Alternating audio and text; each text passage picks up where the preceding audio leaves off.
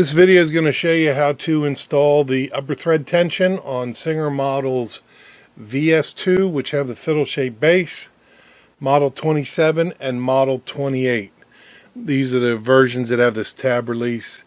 The 127 and 128 have an internal pin that releases the tension.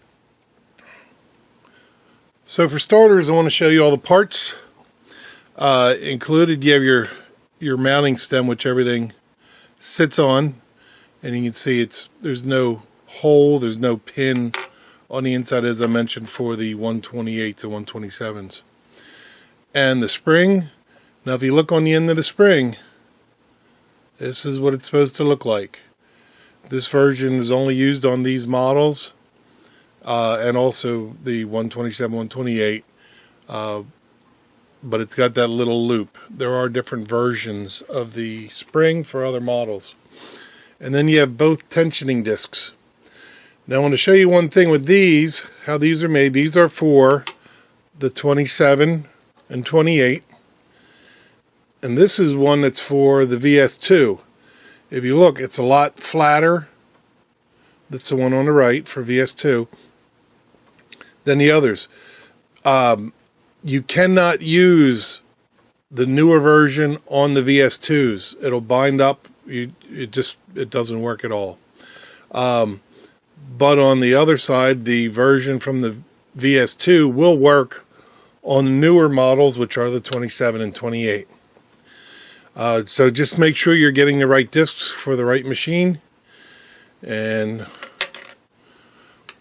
then we have our release plate, and it's got this little guide that holds it in the position, our spring, which is pretty much standard, and then our thumb nut for the end. Okay, for starting the installation, you have everything removed, and you have this spring holding plate. It's got a little notch on the end. So we take our spring and our stem,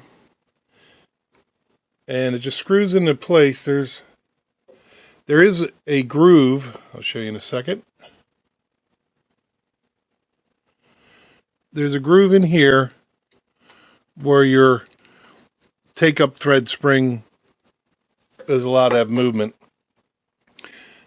Now when you go to tighten this in, your spring can tend to move in the clockwise direction. So what I try to do is, when I get it in place, I get it so it's low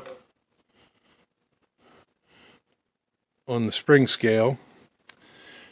And then I take just a flathead screwdriver. You don't want to go too much, but just enough to tighten it, snug into place. Because if you go too much, you're going to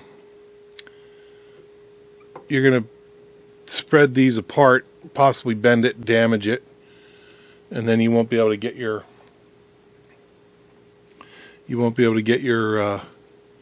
thumb screw on at the end. Okay, so now we got it, and just a little bit of tension, it's snug, and so it holds our spring on this little lip, because when the thread take-up lever lifts and releases, this pulls up and then releases back down. Now a lot of times these are assembled incorrectly. So with these, you want both of your discs, so both of the flat parts are sitting sandwiched together. And they just slide on the stem that way. You have this ridge here that your plate rests against. Then you take your release tab plate and put that over. It goes into the hole like that. Just pop your spring on. And with some of these nuts, they're a little, I guess, beveled edge on the inside before it hits the threads. Not all of them have it, but some have. And if it does, that's the part that goes on first. And then there you go for just adjusting the tension. This is your release, so when you go to pull your thread from the machine, You press the tab in and it releases the tension. Make sure your spring flexes and returns back to position. And there you have it.